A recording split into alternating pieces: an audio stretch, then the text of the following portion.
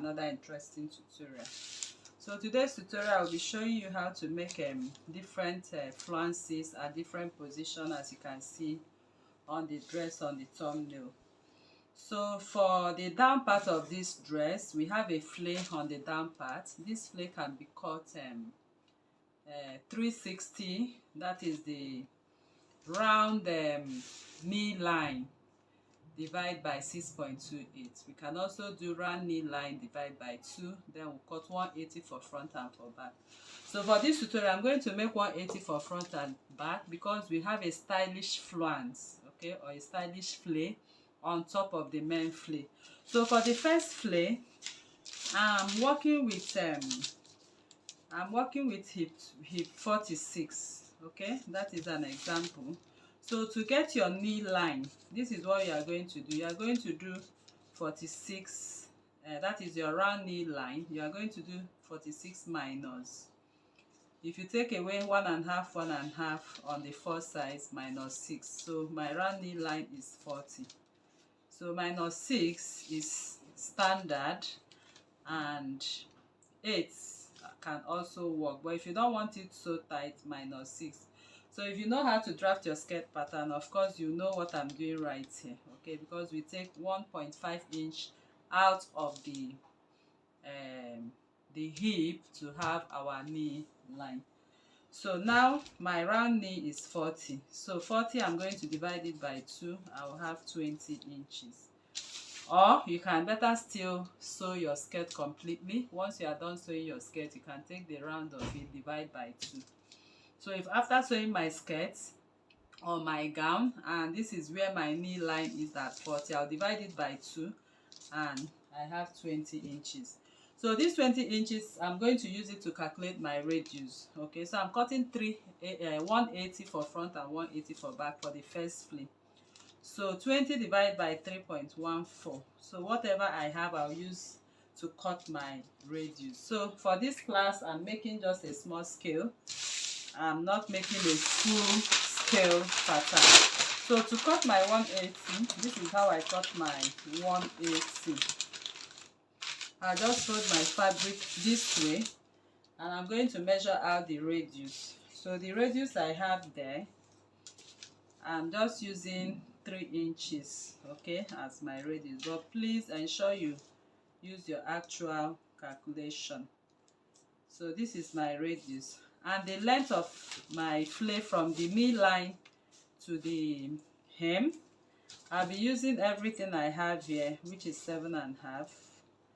I'll keep placing 7.5. I'll keep placing 7.5. I'll keep going 7.5. And here I've made the flare. So this pattern I have here, I'm going to use it to cut both front and back flare on the midline, as you can see right there on the thumbnail.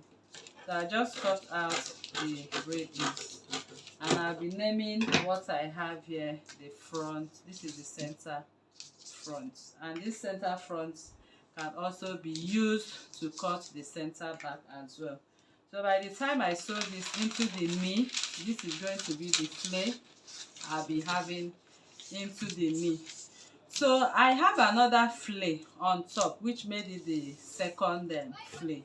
So I'm going to use this same pattern I have here to cut the second one, but we are going to have some alterations made to achieve that particular stylish flare, as you can see right there. So now I'm going to place this, as you can see, exactly on this line to cut out this particular flare, okay. So I will advise you do this on paper, especially the upper part of it can be done on paper to achieve what you actually want. So this is the first flare. This is the first flare for the center front, and I also use this. So I'm cutting 2 times of this for front and back as base. But for this one, I'm going to cut only 1 piece of this. So this one right now, I'm actually going to reduce this flare. I'm going to do the one on top. I'm going to do half of what I have or it depends on where you want the length. So this is half of what I have. I'll just take it half that way. I'll take it half. So by the time I get somewhere here, I'll just do something like this. Okay, all right, so that is what I'm going to do to achieve that flay design. So I'll take off this and I'll go ahead to cut. So the length is by choice anyway, but I'll just go in here. You can just go up a little bit before you descend. Okay, so at least you have an idea of what is to be done. Okay, I'm sorry about this. This is what I actually want to do. Okay, please, sorry about this. This should be connected to this. I was looking at that side to be this. So this is what I'm going to do. Okay, so that is the shape of what you will have under your flay, the one on the upper part. So for the front, this is this for the front, and this one will be sewn directly on this. So by the time it flays out, it will give you what you have right there. So make sure you turn with your crinoline and your lining. This one, this is the shape for the first flay. Okay, the upper flay. This is the shape. So once you get somewhere here, you connect it to that point. And the main flay, this is the shape. So by the time you add your crinoline for both, you'll be stitching this and this together for the front one. So by the time it flays up, it gives you that design. And at the back also, you have a full flay to join to this one. So that is how to achieve this particular knee part of the flay. So coming over to the upper piece of that flay, you are going to make a spiral flounce for it. I have a detailed video on how to make a spiral flounce. So the spiral flounce goes this way, okay, according to your desired width. So just keep making it till you get to your desired width. So once you have gotten to your desired width, so I'm just going to cut this now, just to show you what you are going to do on the upper part of that dress.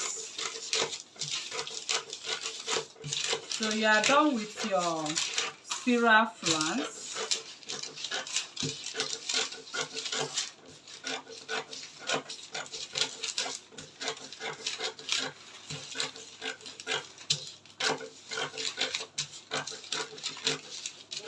So once you are done with your spiral flounce, all you are going to do is to cut your flounce. You can see how I'm cutting the flounce right now. So I cut my flounce to nothing. So what I have here is the tip of the flounce, okay? And this is the base of the flounce. You can see that. So this tip of the flounce, I'm going to reduce it a little bit more. I'm reducing it a little bit more from this point. I'll just measure maybe 1.5 inch reduction. I'll measure 1.5. I'll keep measuring 2 inches. I'll keep measuring 3 inches. Assuming I made 4 inches, I'll connect it to that point, or to where you feel like connecting it to. So I'll go ahead and trim off my flounce because I need that part to be very tiny, like we have right there on the thumbnail, running from the neckline to the hip line. You will notice that the down part is actually very slim and tiny.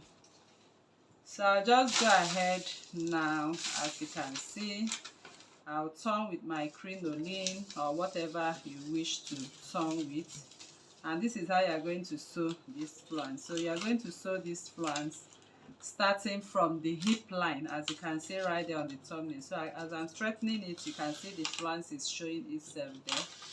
So I'll just straighten it that way, and so can you see? So by the time I get to my neckline, I'm going to pleat in this part, as you can see on the thumbnail, on the neck dress. So that means you are going to sew both the upper half scale bodies and the skirt part before you do this.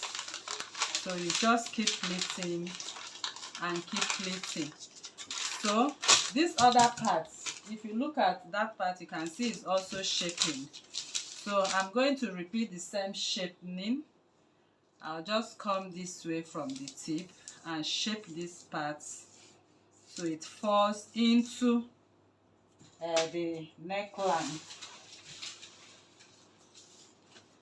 appropriately. So I'll just go ahead and cut. So all of this you have to do it on either on fabric or on paper, okay? So wherever you wish to do this, you can do that. So I've shaped this part and I've shaped this part.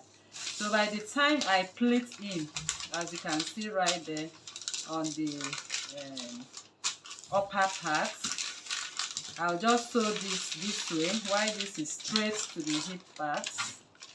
Okay, so this part I'll also sew it to the neckline to be straight as it is right there. So this is the shape of what you are going to sew for the upper part of the flounce, and what we had on the other piece will be sewn on the knee line. So that is how to go about it. So thank you very much for coming to this tutorial, and please make sure you use your crinoline, as you can see right there on the thumbnail. Thank you, and see you in the next class. Bye.